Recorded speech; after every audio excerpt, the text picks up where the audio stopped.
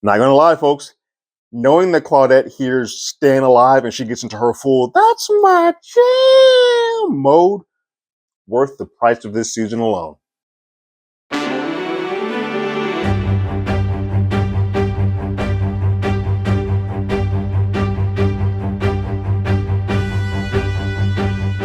Hello, everyone. Terrence here with Hollywood Already Did It. If you haven't already, go ahead, like, share, subscribe to the channel, leave a comment, ring that bell below. Anytime we have something, you will be among the first to know. We're here. We're at the season finale of Dexter Resurrection. And I won't say series because I feel like this is so open-ended at the end that we can go back to this if we choose to. What I feel, this is a funny sort of answer and love letter to all the fans who have not liked either of the previous two endings of Dexter. Dexter original series and Dexter New Blood did not like how that ended. One with him um, pretty much giving up the life and going to live in hibernation as a lumberjack Dexter, and then two with him being shot and potentially killed.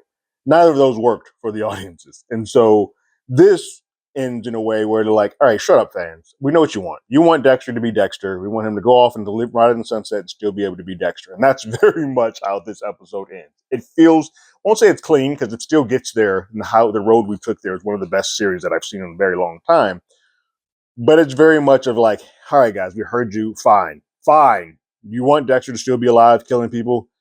We'll set it up for you to have Dexter still alive, killing people. And so that is very much what we get. But we do have a very tightly written finale that kind of puts us off until we can continue on, or we can just assume that this is what Dexter's going to go do.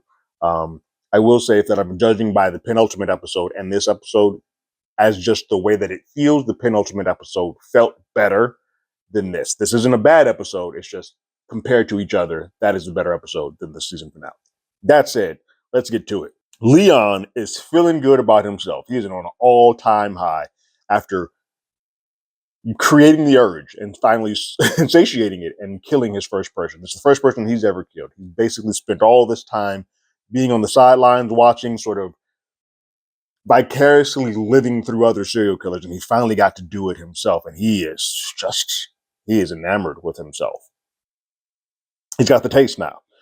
Meanwhile, Charlie is kind of like, you are a moron. You just murdered a cop while you're about to have a cop gala with hundreds of cops here.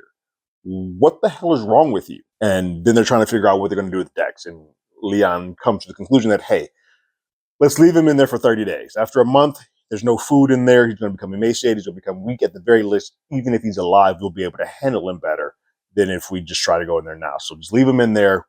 We won't touch that vault for 30 days. While in the vault, Dexter's trying to figure out what the hell to do. He's trying to see if there's any other way to escape. He does know he can't touch that gun because it has Leon's fingerprints on it, and just his and Charlie's as well, I believe, but not his. So I won't put my prints anywhere near there. I'm going to leave it clean. Dexter does sort of give a eulogy to Angel. He says, you were a good cop, but even a better man. Like, he genuinely loved Angel, and in the way that he could. And so he's hurting. He's in pain right now. Something that Dex doesn't really feel when he kills people or when people that are close to him dies. But it happened with Rhea, Deb, like even with Maria a little bit. He felt some type of way about that. But Angel's been the closest and longest standing friend that he's had. And so he's really feeling the effects of this because he just knows how good of a person that Angel was. But in that, he gets a vision of his brother, Brian. It's funny because all of this happens on the table that Brian was killed on. And Angel was set up on the table that Brian was killed on. So naturally, Brian being the thought person that comes up right now is fitting. But Brian's like, look, you chose this. You keep being weak and doing everything that your play father, your pretend father wants you to do, living with this code and being halfway human, but leads you to having people being killed that you don't want to be killed. But if you just did what I said and come on and join me and your actual brother, none of this would have happened. You pretend to be somebody that you truly aren't. And when you do, shrapnel happens. You get everybody else around you killed. Like, you had a chance to be with me, you had a chance to be with this club, and you turned that down twice to go live with and be a human. This is what happens to you. And Dex says to him, I am so glad that I killed you. Like, when I had the chance, I took it. And I appreciate that about myself. So Dex hears Angel's phone's ringing. He finds it, and it's Quinn calling him. Quinn leaves a message like, "Hey, what the hell's going on? I got a call from a cop up there saying you're trying to be a cop. Just come back home. Stop playing around." To that moment, Dex laments a little bit, like, "Hey, I miss both Quinn and Masuka, but right now, can't worry about them. Got to figure out how the hell I'm going to get out of here." So he calls Harrison. Harrison's a bit preoccupied at the moment, and but he's calling from Batista's phone. So when he keeps showing up on the phone, it keeps showing up as Batista, and like Harrison's like, "Nah, nah, nah. I'm busy. I'm doing some work right now." So he keeps declining it. So eventually he does, and Dex tells him like, "Yo, I'm in a bad way. I need your help. I'm stuck at the vault at Prater's mansion." And Harrison's like, "Well, the last time you called me from a cop's phone, some stuff was going on." And Harrison and Dex is like, "Stop, stop, stop, stop. Leon knows who I am. Leon's killed Angel. This is where we're at." Harrison's like, "Cool." I love in this season that the explanation to get Harrison on board is a lot easier than it was in New Blood. There's a lot of like, "Oh, Dad," just moping around. This time, it's like, "Okay, understood, got it, moving on." So then Harrison cashes in the chip that he had with his friend saying, "Yo, that job's still open to go work at Prater's Gala. Cool. I'm going to take it." So that's his ticket in. While Dex waits, he's going through Prater's files, and he sees that Prater kept a file on everybody, every single person. He has a dossier on everybody, including Charlie. Charlie Brown has a dossier, and so he's going through that. Everybody has something, and he's trying to go through these things to see if also Prater might have been silly enough to leave an idea of where the code to the vault is, because he knows that if he goes off and pushes it, he only's got one shot before 100 cops come up and a massive alarm goes off. So he needs to make sure that this one shot that he has for the code is absolutely correct, and there's no chances that it could be wrong. He finds Cooper's file, the original person that killed Prater's kids, and the birthday or the date of that murder and the date of the gala is the same, and it's an 8-digit code. And so Dex is like, "That's it. That's got to be the code." Harry pops up and says, "Well, are you willing to bet your life on it?" And Dex is like, "I'm willing to bet mine, but maybe not Harrison. So let's hold a beat before we're 100% sure." Now Harrison arrives, gets into his gala outfit, his serving outfit, and is about to start doing his thing. He calls his dad and puts his phone up so he can kind of get a first person view of where he's going and what he's doing. Now, mind you, Harrison's walking around this entire gala with at least 4 people actively knowing who he is. Prater, Charlie, Oliva, and Wallace all know him. So there's a lot of dicey, almost Splinter Cell-ish hiding in the shadows that he has to sort of do. Speaking of which, he runs into Prater pretty quickly, but because he's in server mode and because this is a rich gala, they're not really paying attention to the servers like they would. So he can kind of like hide a little bit. So Harrison, via Dex, leading him, finds his way to a back server entrance. He makes his way to the server's room. He's about to head up the steps, and then a guard sees him. He quickly thinks on his feet and throws his buddy under a bus. It's like, "Yo, my friend, there's a guy over there who's one of our servers who keeps getting high. I think he might be a detriment to the staff tonight, so you might want to keep an eye on him." So the guard goes, follows them. Harrison makes his way up to the 5th floor, kind of in line with where the penthouse is, but the doors are locked from his side. Tries to pick him. Once he does, or it opens, Charlie's on the other side of that door, holding a gun at him. He's like, "Look, for somebody who doesn't know their father that well, you sure are doing a lot to try to save this man." Charlie brings Harrison over to a couch, and at that couch, Harrison is told by Dex, like, "Yo, give Charlie the phone." So at that point, Dex says, like, "Charlie, Prater's been documenting all the dirty work that you've been doing, including you meeting the guard right before Mia's passing." Sends her a photo of that said file, and that sets Charlie off. Charlie like throws the phone and is like, "Oh my God, I am so done with this dude." To the point where she's about to just be like, "Look, I'm done with all of you. Like, I'm done." Dex is like, "Well, don't be done so fast, because I can quickly airdrop this photo to all the cops that are below. Like, some of those cops keep their phones on airdrop open. This can be done so quickly." And Dex is like, "But here's my proposition. I propose to you that you let Harrison go, you open the vault, let me go, and we let bygones be bygones. I destroy the files, even the ones that are on Batista's phones. No one's the wiser." Charlie counters with, cool, but since you did let my mother live, I'm going to go ahead and let Harrison live. Harrison can go be fine. And I'm going to leave you in that vault to die, along with the files that are in there to die. And then I'm going to go handle Prater. And I'm going to separate and end that. And if by chance you happen to airdrop them in that medium, I will find Harrison. You know how good I am at finding people. I will find him and I will kill him. I will torture him. And if you don't believe me, look at my files. You see how I get down. She then says, now, if you excuse me, I have some business with my former employee. And then she says to Harrison, I'm going to say this to you. If you're smart, you'd leave too, because there's nothing good for you on the other side of that vault. So then Dex still has to figure out how the hell he's going to get out of there. Now, Harrison might be out of a tough situation, but he still needs to figure out what's next. In that, Harrison picks up the phone, and Dex is like, come over to the vault. I think I have the code, but my battery is dying. So let's speed this up. He's like, I think I have the code. Let's punch this in. But before he does it, Dex does give Harrison an out. He's like, hey, son, I'm telling you right now, if you want to walk away, you can walk away. I won't feel bad. I get it. And Harrison's like, stop talking. You have a low battery. Let's get this code. So they start punching in the code, but then Dex sees some prison letters that are kind of hidden from Cooper as the inmate. And he says, like, wait a minute, hold on, Harrison, that number that I'm giving you might not be right. Delete them all. Let's restart. And Harrison's like, you're not giving me a lot of confidence here if you're all of a sudden changing the code. But he starts reading off the new code, and then his battery dies. And so he doesn't know if the entire code made it out to Harrison, and Harrison doesn't know if he's heard all the numbers. So he's kind of like, cool, what do I do? And so he kind of goes by the seat of his pants and uses faith and just pushes okay, thinking that maybe I did hear all the numbers. And the vault opens. And Dex gives him a big hug, and then he gets to work. He starts thinking like, all right, cool, I'm going to grab these files. Starts grabbing files that he needs to have. He grabs his bag, a bag of one of the killers. It's a satchel that they kept. And then he grabs his slides. He's like, yo, this is mine. I'm taking these back. So he grabs his slides and he grabs a knife and they start to head out. As he's heading out, he remembers, crap, I can't get out this private elevator because I don't have the thumbprint and I need to go find that. I'm going to go find that. Harrison, you can go back out the way you came, but I can't because I'm not supposed to be here. You at least look like you fit in.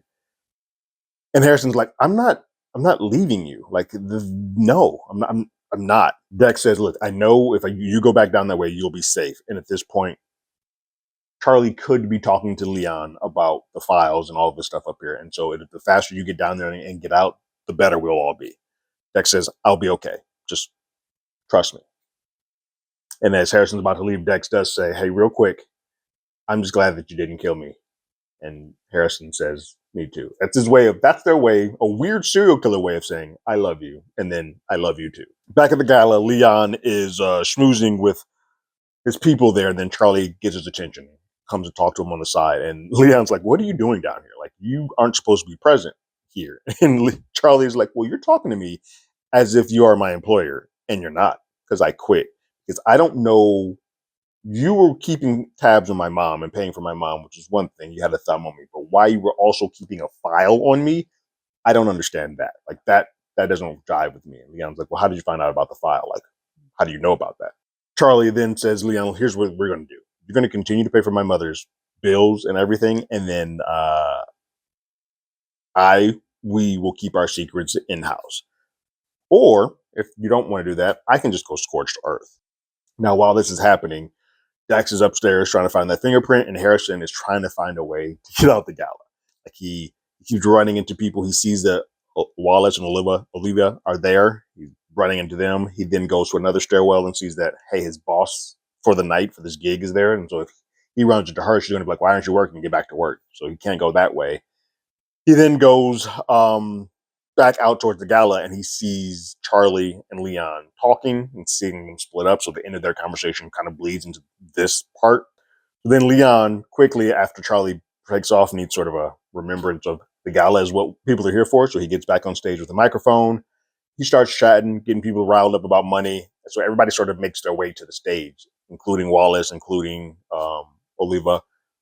In doing that, Harrison has to sort of find a way out or not to be seen. And so he tries to quickly make his way out, but he can't. So he ends up knocking another server over and then hiding behind like a bush or a tall lantern that's inside the building while the speech is happening. Dex finally finds the thumbprint. It's on Angel's, on Batista's body. And then down at the gala, Prater's just throwing money around. He's saying basically, whatever you guys give, I will match. So if it's like 5 million, it'll be 10 million. So everybody's like, yay, Prater, yay. But while he is on stage making this announcement, he sees Harrison trying to make a run for it. And he's like, I gotta go, I gotta go stop that no matter what's happening. So he calls up, I think the commissioner of the police, either the commissioner or the mayor, who really didn't have anything to do with this, but he's like, hey, I'm going to call my co-conspirator up, my co-worker here, my co-chairman of this foundation. And he gives the shine to him because he's got to go do some other stuff. And so he goes to his server room to find the cameras to see where Harrison may be heading off to and to make sure that it's Harrison. So Harrison's heading out. He goes to his server room, sees the cameras, and he's like, all right, cool. Turn all the cameras off. So his guard's like, wait, what? He's like, turn all the cameras off and give me your gun. So then he goes to where Harrison is and catches him just as Harrison's about to exit out of the building. They're both about to have their way out. Harrison's on his way out. Dex gets the thumbprint and starts heading out through the garage. Everything seems to be clean. They seem to be fine.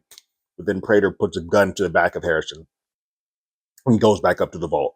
And then while Dex is leaving, he calls on Harrison's phone to Dex, and Prater's like, come back to the party, the after party. I got your son. We're not done here.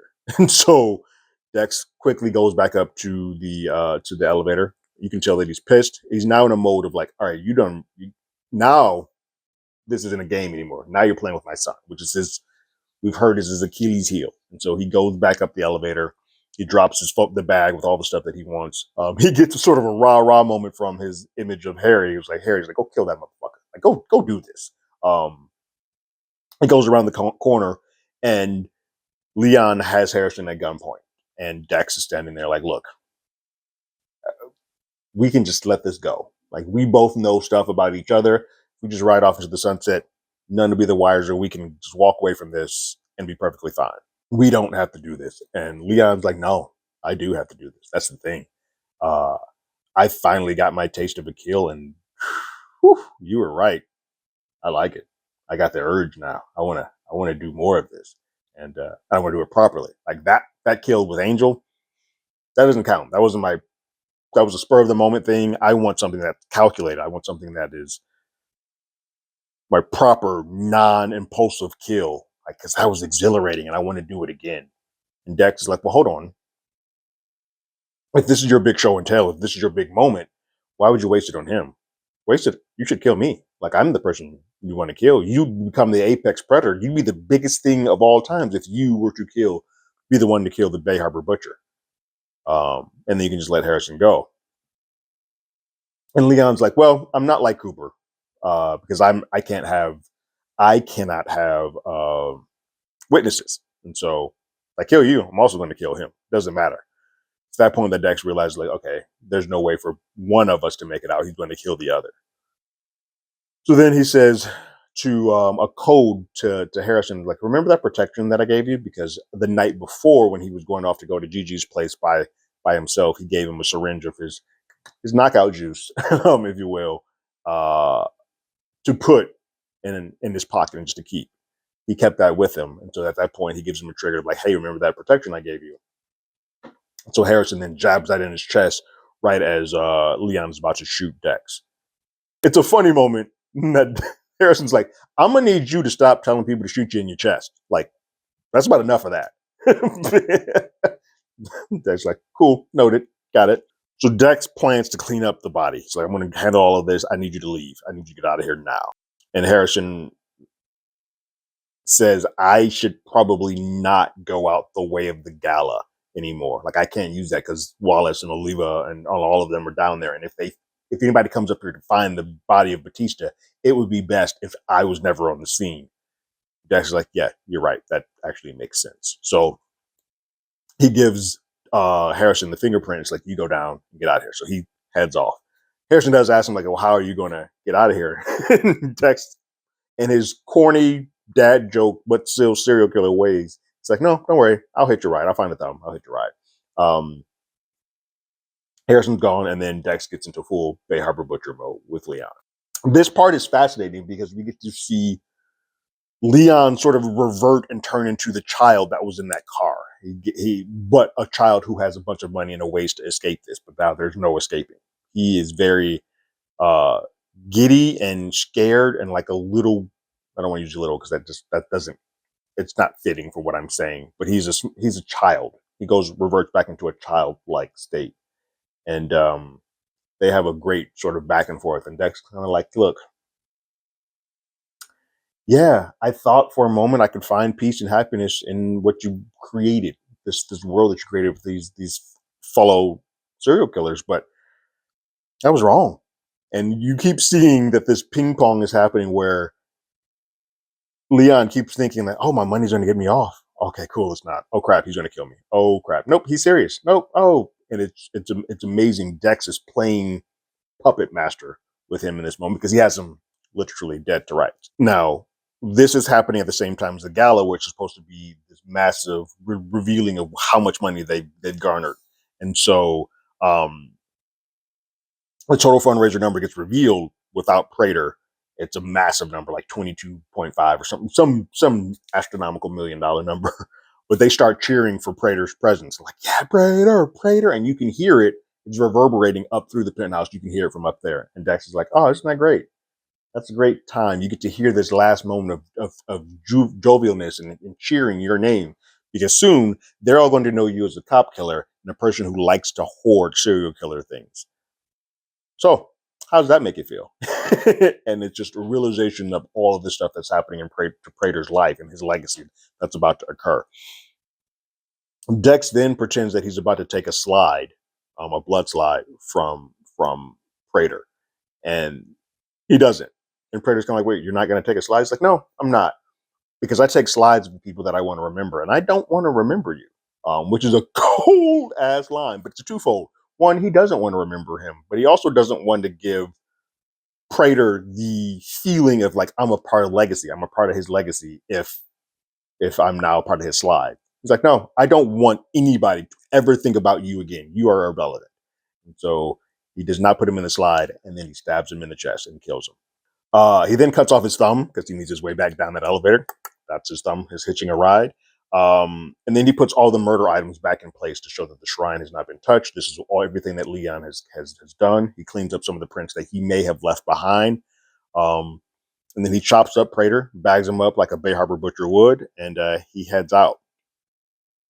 While that is happening, before he heads out, because this all sort of happens in real time at the same time, Wallace and Oliva are about to leave. And then, swear to God, Wallace, she hears her jam. Staying Alive comes on. She's like, oh, say less. And she gets out there and starts cutting the damn rug. Like, she is losing her mind. And she's like, oh, you just going to stand there? Or are we going to dance together? And they start going old school dance, Staying Alive, disco style. John Travolta, fully in flesh right there. As Dex is about to leave, once everything is set, he sets the alarm incorrectly, so then all those police officers can come up there and see who Prater truly is. And so he sets the alarm, the dancing has to stop, unfortunately, and they all start making their way up to the penthouse. Dex is making his way down, they come up, and they see the vault, they see the room, they see all the trophies, and they are like, what in the blue hell is happening here? They find Angel, which at that point you can sort of see that Wallace and Oliva have sort of an affinity again for Angel. They want to make sure that he's taken care of. They give him his hat that he always has. They feel bad that they thought that he was in on this at that moment. They see the murder weapon, which they learn has nothing but Leon's print in it, and there's no sign of him anywhere to be seen. And they see all the trinkets of a lot of the serial killers that exist. They also find the NY Ripper murder weapon, and then the dossier for him. Dex leaves that one for them because he wants Wallace to sort of have a win. He's like, I actually like her. When he let her have this. Meanwhile, Dex takes Prater's body to the charter boat that he had, like Prater actually had, to dismiss of his body. Now, Dex hasn't been on a boat in a while. This is sort of all coming full circle. He has a boat again that he uses to dispose of Leon's body. And on this, we hear sort of an overlay of Dex saying he needs to have connection. He said he used to have that a lot with Deb, but now that she's gone and he misses her deeply, he doesn't have that. He didn't have that sort of connection to do what it is that he does. He feels like he needs that to be able to do what he does, to give a reason and a purpose to do what he does. Otherwise, he would just be a killer. He needs that humanity, that human piece to say, hey, I'm doing this. I'm killing the bad people. I'm not killing the good people, killing the bad people. And I need good people in my life surrounded in around me to make me realize that. I need the blessings. I need my Harrisons. I need all of these people to make me who I am. He says, like, when I get the urge and when I get that dark passenger, I have Harrison now to be the other side of me to support, to provide that light and the humanity to make me balanced, to make me one. But he also got those Praetor files.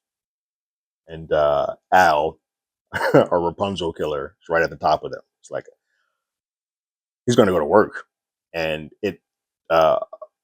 He says all of this happened, all of this world happened, so that he could stay true to himself, the Dexter Morgan that he and that all of us. He basically looks at the camera, breaks the fourth wall, and says, "Hey, audience, shut the hell up! All right, I see it. You didn't like the one ending. You didn't like the other ending. Here's the ending that you want. I'm still Dexter Morgan, and I'm still out here murdering people." And that is how it ends.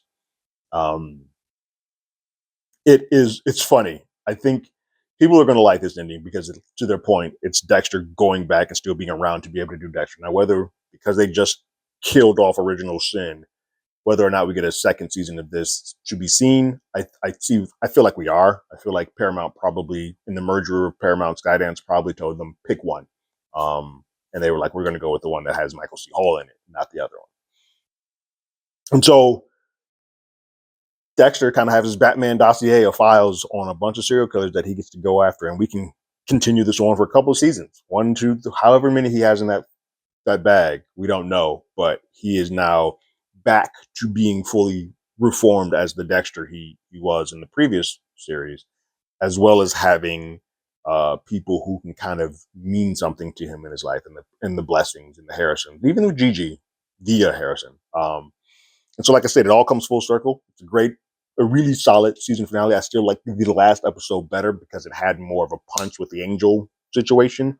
And I think because it's so clean of Dex always sort of getting away, it's kind of like, oh yeah, we've been here before. But I feel like this is the ending that folks wanted, as opposed to the ones that we got before. And so they're kind of now placating to the audience, which can feel a little cheap, but I think because this season was so good and everything kind of came together the way that it did, it works. It's a really well told story.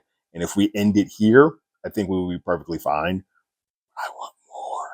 What did you guys think about this final episode of the first season of Dexter Resurrection? Go ahead and leave your thoughts and comments in the comments below. If you haven't already, you can follow us on X at HollywoodADI. You can hit us up on email at HollywoodAlreadyDid@gmail.com. We also have a podcast with the same name. That's on Apple Podcasts, Spotify, anywhere that plays podcasts. We're there. And like always, I got my ticket. You got yours.